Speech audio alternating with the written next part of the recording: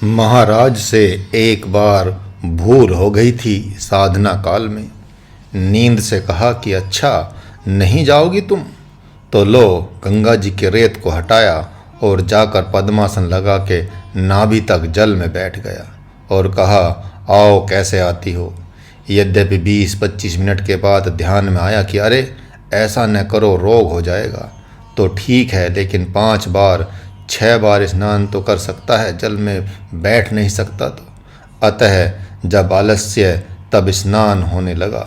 जब अग्नि तत्व का प्रचंड वेग चलता है तो आप उसके बंधन में हो जाते हैं। मैथुन भी उसका विकार है, अतः उसके बंधन में आ जाते हैं। इस प्रकार नींद के बंधन में भी आप हैं। लेकिन ज्ञान नेत्रों से जो अपनी प्रकृति को और पंचभूतों के विकार को जानता है, फिर पंचभूतों से होने वाली प्रकृति को जानता है तथा प्रकृति से मुक्त होने की कला जानता है, वह ब्रह्म को प्राप्त कर जाता है। ज्ञान नेत्र क्या है? शास्त्र और सद्गुरु ही उसके ज्ञान नेत्र हैं। ज्ञान चक्षुषा। आपके पास आँख नहीं है तो चश्मे से आप देखते हैं। उसी प्रकार कहते हैं कि इस क्षेत्र और क्षेत्रज्ञ की संपूर्ण अभिव्यक्ति को या तो आप शास्त्र से जानें या सद्गुरु से जानें। ये 2 आँखें हैं आपकी, जबकि सद्गुरु दोनों ही आँखों से संपन्न होता है। अब आगे बढ़ते हैं। बल करना, संकोच, उठना, बैठना, दौड़ना, ध्यान में नींद भी नहीं है, ध्यान भी नहीं है, शरीर दर्द भी नहीं कर रहा है, फिर भी उठने का मन कर रहा है। ऐसी भी स्थिति ध्यान काल में आती है। जब काल में आती है, उठने का क्यों मन कर रहा है? यह वायु का विकार है। उसमें हलन चलन होना, कभी फैल जाना, कभी संकुचित हो जाना। इस रहस्य को जानता है कि वायु तत्व की प्रधानता हो गई है, अतः कुछ देर बाद अपने आप सम शांत हो जाएगी, तो उससे विकल नहीं होता। काम, क्रोध, लोभ, मोह, भय, ये 5 आकाश तत्व के विकार हैं। इनसे कैसे छूटा जाएगा? पूर्व के अध्यायों में बहुत सी बातें की गई हैं। इनसे मुक्त होने के लिए ये भाव विकार हैं। अतः ब्रह्म भाव होते ही इनसे मुक्ति मिल जाती है। 5 भूत, पृथ्वी, अग्नि, जल, वायु, आकाश, 25 प्रकृति अर्थात उनके विकार, इनसे मुक्त होने के उपाय हैं कि बाहर के विषयों का, स्वजनों का त्याग कर दिया और भीतर में जप, तप, योग एवं आत्मचिंतन किया। जो इस उपाय को जानता है, किससे जान करके? तो सद्गुरु से जान करके, शास्त्र से जानकर। ज्ञान नेत्र क्या है? तो ये सद्गुरु एवं ज्ञान में शास्त्र ही नेत्र हैं। अपने ये विदुर्यान्ति ते परम। इस प्रकार वह ब्रह्म को स्पष्ट जान लेता है। ब्रह्म को जानने का तात्पर्य उसे देख लेना है, अर्थात अपने स्वरूप को देखकर अपने स्वरूप में ही प्रतिष्ठित हो जाता है। यहाँ तक आज इस दिव्य गहन विषय को आपके लिए अति गहन है, अति स्पष्ट करके बता दिया गया। माना कि कुछ बुद्धि से ने समझ लिया, लेकिन फिर भी गहन है। इस आख्यायिका को आप अपने इष्ट को समर्पित कर दें। आप इस पर कहाँ तक विचार करते हैं, यह तो आप ही जानेंगे। कितना समादर है आप इसका, आप ही जानेंगे। महात्मा अर्जुन को तो जना दिया भगवान नारायण ने, अतः उसके मन में भगवान के प्रति प्रीति बढ़ गई है। प्रीति बढ़ गई, रीति टूटी, आसक्ति की गांठें छूटी। मन बिरहत अनुरहरत रूप जब परम प्रभु के धाम, मेरो मन जाग गयो। मानो महात्मा अर्जुन को प्रीति बढ़ गई है, उनका मन जाग गया है। पहले सुनकर आत्मसात कर लेना चाहिए, दिव्य ज्ञान को फिर प्रयोग में उतारना चाहिए, ताकि युद्ध के मैदान के बीच अर्थात युद्ध काल में फिर कभी अपमान न हो, फिर आज्ञा का उल्लंघन न हो।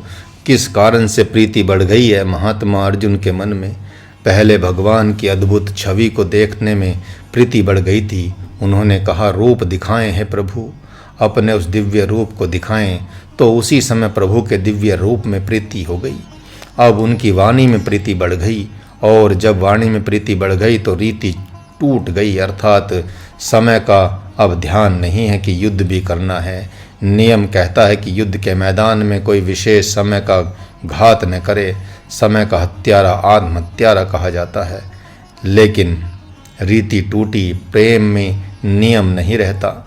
महात्मा अर्जुन बोल नहीं रहे हैं, प्रेम में मगन हैं, मस्त हैं। अब और भी सुनने का मन करता जा रहा है। अब तो भगवान भी मस्त हो गए हैं, मानो अर्जुन पहले शिष्य हों और अंतिम शिष्य हैं। अब तो शिष्य मिलने से रहा उनको, अब तो उनके गुरु मानने से रहा। कोई भी युद्धोपरांत अब तो पुनः द्वारिकाधीश हो जाएंगे। भगवान तो मान लेंगे कुछ लोग, लेकिन गुरु नहीं मानेंगे। अतः भगवान भी भूल गए कि सब प्रतीक्षा कर रहे हैं युद्ध की। महात्मा अर्जुन की चातक दृष्टि को देखकर उसमें संपूर्ण ज्ञान की स्थापना कर देना चाहते हैं। कहते हैं, अच्छा अच्छा, तो अभी तक समाधान नहीं हुआ तुम्हारा?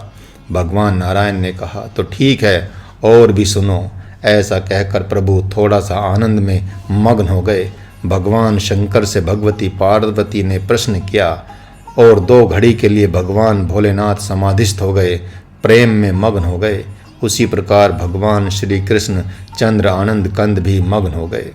संजय ने प्रभु की मग्नता को देखा और कहा कि हे राजन, आप देख रहे हैं? धृतराष्ट्र ने कहा, क्यों तिरस्कार कर रहे हो संजय? आँख हैं? नहीं, न बुद्धि ही है, न विवेक है मेरे पास, अतः क्यों अपमानित कर रहे हो? दिखाओगे तब तो देखूंगा। संजय ने कहा, देखें देखें देखें राजन। दोनों एक दूसरे में मग्न हो गए हैं। एक सुनने की जिज्ञासा में मग्न हो गया है, उसकी सुनने में प्रीति बढ़ गई है। समय जा रहा है और ध्यान नहीं है कि समय कितना बीत गया। और दूसरा सुनाने में मग्न हो गया है। दुर्योधन खींच रहा है मन में, लेकिन उसकी कोई सुनने को राजी नहीं है। किसी के मन में है कि या तो दोनों का संवाद युद्ध बंद कर देगा या भीष्म पितामह के नियम के विरुद्ध कोई विशेष नियम प्रकट होगा। इसलिए दिव्य संवाद चल रहा है। इस कारण से सभी का मन स्तंभित हो गया है। कोई सहज ही विवश है तो कोई प्रेम में विवश है।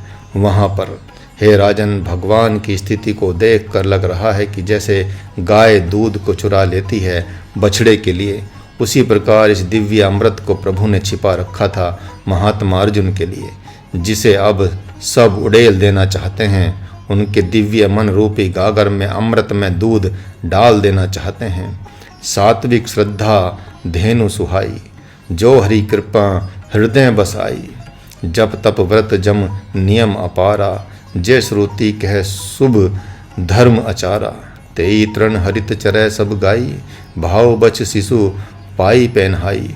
नोई निवृत्ति पात्र विश्वासा, निर्मल मन अहीर निज दासा।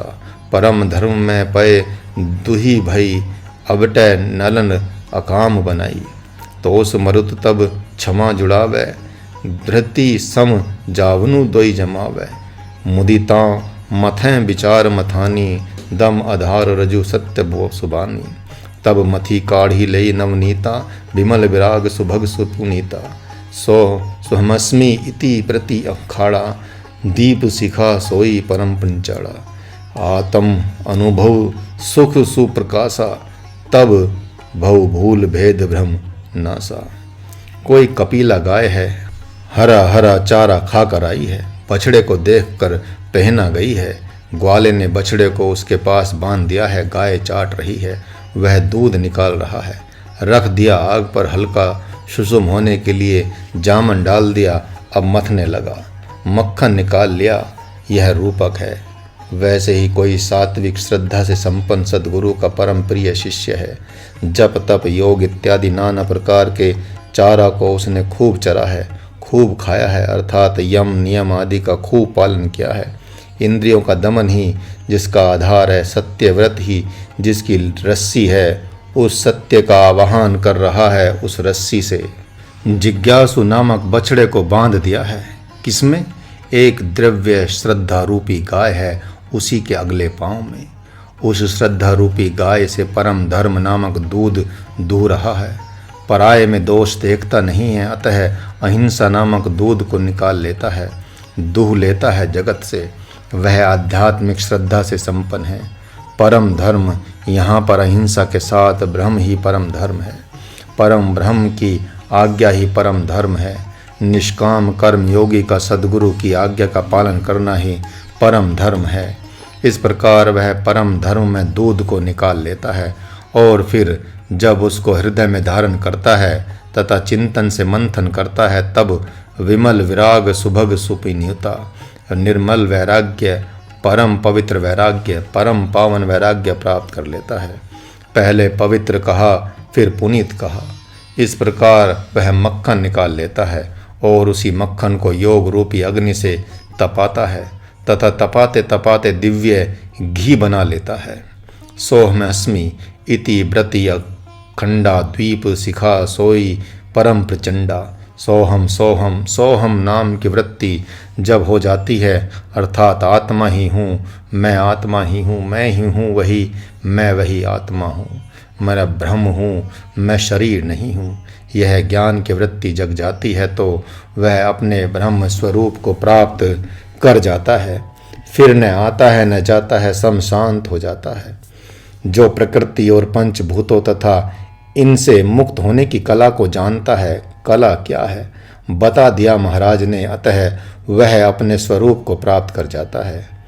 आख्यायिका तो पूरी हो गई है, किंतु युद्ध के मैदान में जब देखते हैं तो महात्मा अर्जुन को सुनने में प्रीति बढ़ गई है और भगवान को सुनाने में प्रीति बढ़ गई है। अतः युद्ध की रीति वहाँ भगवान और अर्जुन के माध्यम से समाप्त हो गई है। दुर्योधन को पितामह भीष्म का मौन रहना शंका का कारण पैदा कर रहा है। कर्ण अपने प्रिय भ्राता अर्जुन और भगवान मधुसूदन के आंतरिक प्रेम और उन दोनों की छवि को छावनी में बैठे बैठे अनुमान कर मंत्र मुग्ध हो रहा है। मन में घोर पश्चाताप है कि मैंने इन लोगों के साथ दुर्योधन के माध्यम से कितना घोर अत्याचार किया है। उसका मन घड़ी के दोलक जैसा आंदोलित हो रहा है। वह कभी सोच रहा है कि दोनों सेनाओं के बीच में जाकर मैं घोषणा कर दूं कि मैं पांडवों का बड़ा भाई हूं, इसलिए अब मैं युद्ध के मैदान में पितामह भीष्म के नहीं रहने पर भी नहीं आऊँगा। मेरा युद्ध न करना ही मित्र दुर्योधन का साथ देना माना जाएगा, क्योंकि इनके माध्यम से मैंने अपने भाइयों का बहुत अपमान किया है। अब पहचान लेने के उपरांत मेरे द्वारा इनका और अपमान नहीं होगा। और कभी मन में आ रहा है कि नहीं नहीं नहीं, लोग क्या कहेंगे, अतः ऐसा करना ठीक नहीं है। हे मन, चलो अपने पापों का प्रायश्चित इन्हीं भाइयों के हाथों से मरकर करो। अर्जुन बोल नहीं रहे हैं, वे दिव्य आध्यात्मिक ज्ञान की गंगा में गोते लगाने में मस्त हैं। प्रभु उनकी ज्ञान में ही मस्ती को देखकर अति प्रसन्न हो गए हैं। वे सोच रहे हैं कि अब तो कोई शिष्य मिलने से रहा, गुरु मानने से रहा, युद्धोपरांत मेरे को सब भगवान मान लेंगे। अतः क्यों न सब कुछ इसी शिष्य के कानों के द्वारा हृदय में डाल दिया जाए। चातक दृष्टि से देखते हुए अर्जुन की आंखों में देखकर प्रभु ने कहा, अच्छा अच्छा, अभी और सुनना चाहते हो तो सुनो। ऐसा कहकर भगवान नारायण अपनी आध्यात्मिक ज्ञान गंगा को स्मरण कर थोड़ी देर के लिए आनंद मग्न हो मौन हो गए। जैसे भगवती पार्वती के द्वारा राम कथा मांगने पर भगवान शंकर 2 घड़ी के लिए सगुण समाधि में समाधिस्थ हो गए थे। इधर संजय दोनों की मग्नता को देखकर मग्न हो रहे हैं। वे भूल गए हैं कि मैं अंधे धृतराष्ट्र के पास बैठा हूँ। उन्होंने अर्जुन एवं भगवान की युगल जोड़ी की छवि को देखते हुए ही आश्चर्य की तरह देखा। देख रहे हैं राजन, धृतराष्ट्र क्यों तिरस्कार कर रहे हो संजय? यदि तुम्हारी जैसी आंखें होती तो तुम्हारी आवश्यकता क्या मुझे होती? संजय, क्षमा करें अंधाता, नर नारायण की जोड़ी की मग्नता को देखकर मेरा भी मन मगन हो गया है। धृतराष्ट्र, मेरे से भूल हो गई संजय, जो महर्षि व्यास के द्वारा दिव्य आँख लेने से मना कर दिया। लेकिन चलो, शुभ के साथ अशुभ भी तो देखना पड़ता। मैं अपने मूर्ख बच्चों की मृत्यु नहीं देखना चाहता। मैंने इस संवाद को गुरुकुल में एक अंश सुना था, लेकिन उस पर ध्यान नहीं दिया था। आज तुम्हारे माध्यम से कृतार्थ हो रहा हूँ। अब बताओ कि उन दोनों में प्रतिक्रिया क्या हो रही है। इस 13वें अध्याय को महाराज ने झंझोटी राग में पद के रूप में गाया है, जिसे आप भी गाएं। इसे गाने मात्र से ही इस अध्याय के पाठ का फल प्राप्त हो जाता है। कहे कोई क्षेत्र सरीखो तन तेरो, बुद्धि ही सो क्षेत्रज्ञ बतावे, मन याको है चेरो। इच्छा द्वेष सुख दुख धृति चेतन, बीज कामादि घनेरो। कहे कोई क्षेत्र सरीखों तन तेरो। यम नियम आदि सद्गुरु कहें सेवे, अध्यात्म ज्ञान को घेरो। अव्यभिचारी भक्ति नित सेवे, ज्ञान को साधन ढेरो। कहे कोई क्षेत्र सरीखो तन तेरो। जगत चराचर भीतर बाहर निर्गुण ब्रह्म को फेरो। उपद्रष्टा अनुमंता भरता भोक्ता प्रभु सब तेरो। कहे कोई क्षेत्र सरीखो तन तेरो। एक भानु सब विश्व प्रकाशे, कहूँ नहीं रहत अंधेरो। महाराज प्रभु कहे आत्म सो, कर क्षेत्रन को उजेरो। कहे कोई क्षेत्र सरीखो तन तेरो। मास परायण 22वां विश्राम, अर्ध मास परायण 11वां विश्राम। ओम तत्सदिति। श्रीमद्भगवद गीता सूपनिषत्सु ब्रह्म विद्यायाम योग शास्त्रे श्री कृष्ण अर्जुन संवादे क्षेत्र क्षेत्रज्ञ विभाग योगो नाम 13 अध्याय।